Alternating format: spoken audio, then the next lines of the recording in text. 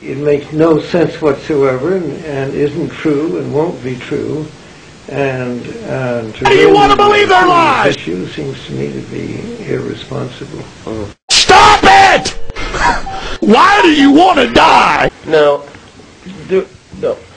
What I've told you is my opinion. Well, you're the man.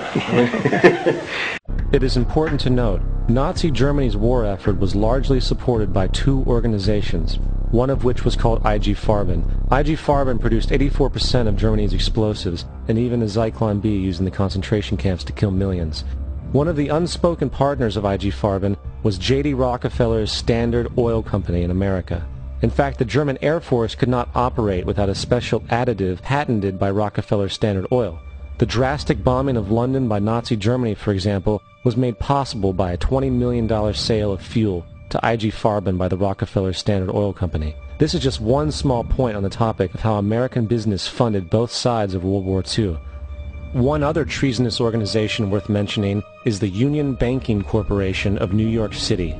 Not only did it finance numerous aspects of Hitler's rise to power, along with actual materials during the war, it was also a Nazi money laundering bank, which was eventually exposed for having millions of dollars of Nazi money in its vaults. The Union Banking Corporation of New York was eventually seized for violations of the Trading with the Enemy Act. Guess who the director and vice president of the Union Bank was? Prescott Bush, our current president's grandfather, and of course our former president's father.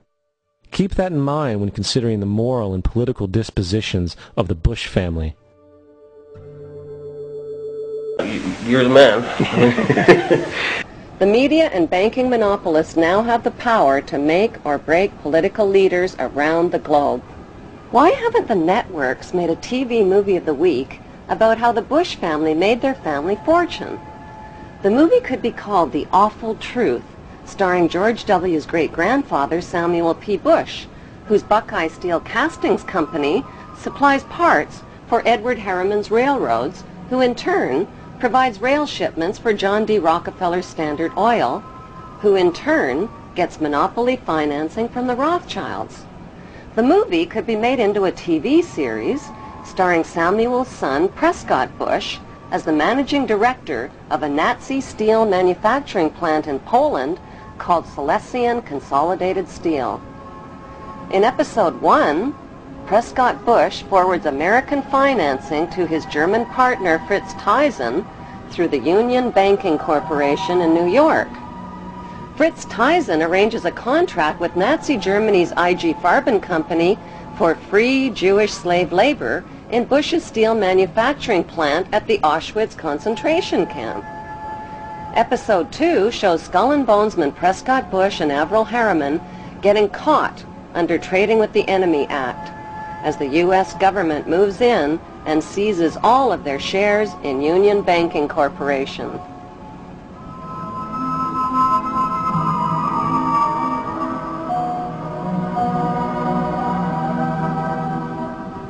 In episode 3, Prescott's son, the first George Bush, is director of the CIA. George puts drug king Manuel Noriega on the CIA payroll, allowing thousands of tons of cocaine to hit the streets of America via the Panama Canal. In episode 4, George's son, the second George Bush, becomes partners with Osama bin Laden's older brother, Salem bin Laden, in a Texas oil company called Arbusto Energy. Episode 5 introduces George W.'s shady younger brother, Neil Bush, ripping off the elderly in the Silverado savings and loan scandal that cost U.S. taxpayers $1.3 billion.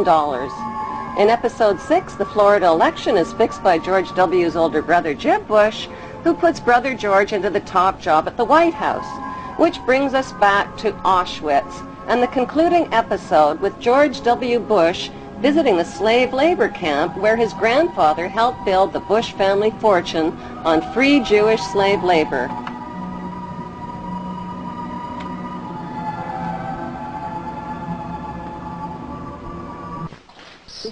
The sights are a sobering reminder of the power of evil and the need for people to resist evil. Open Skull and Bones, the secret society. It's so secret we can't talk about it. What does that mean for America? The conspiracy theorists are going to go I'm on. sure they are. I don't know. I haven't seen the web. Number 322.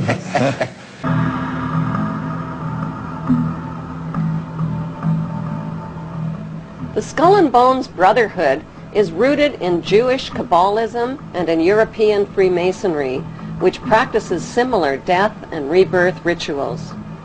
Freemasons are blindfolded, symbolically slain with a noose around their neck, and lowered into an open grave.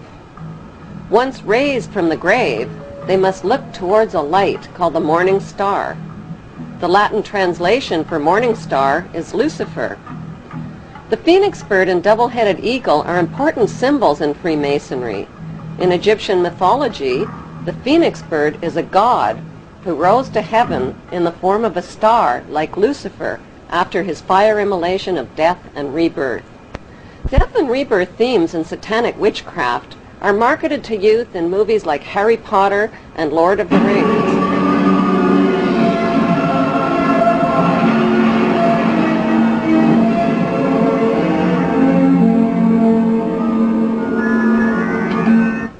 The Hollywood movie lots are owned by the Illuminati Lehman Brothers, Rothschild agent Kuhn and Loeb, and Goldman Sachs.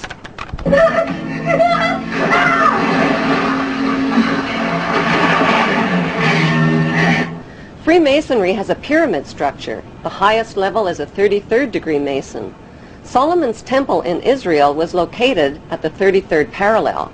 Most Masons remain at the 3rd degree and provide a cover through their community charitable activities. The Illuminati at the top of the pyramid is the all-seeing eye.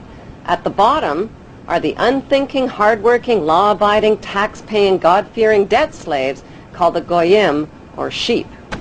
Giuseppe Mazzini of Italy was a 33rd degree Mason who replaced Adam Weishaupt as head of the Illuminati in 1834. Mazzini was a member of the Italian Carbonari and created the Mafia's blood rituals and secret oath.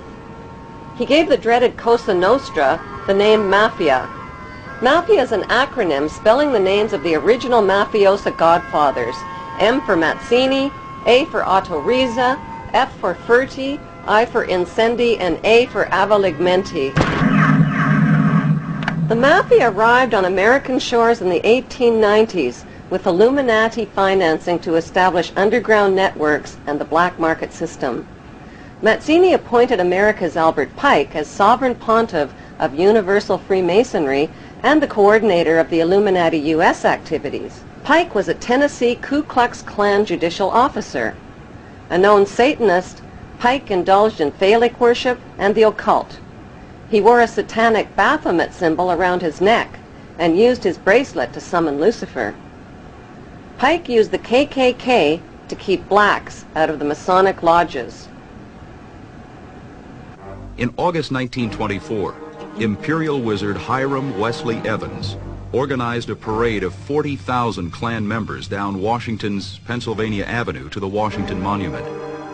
This event proved the Klan had achieved power, not just in the South and Midwest, but on a national level. In a letter to Mazzini dated August 15, 1871, Pike graphically outlined a blueprint for 3 planned world wars. World War I would weaken, topple, and destroy the powerful Tsarist government in Russia.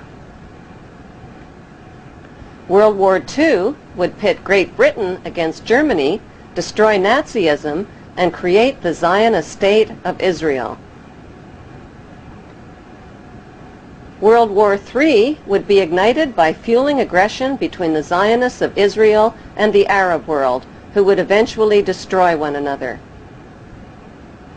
Social, political, and economic chaos would then force the masses to accept one world army and one world government ruled by the Illuminati. Well, I'm afraid I have to start with what you recall. I don't recall that I have said, and I don't think I really feel, that we need a world government.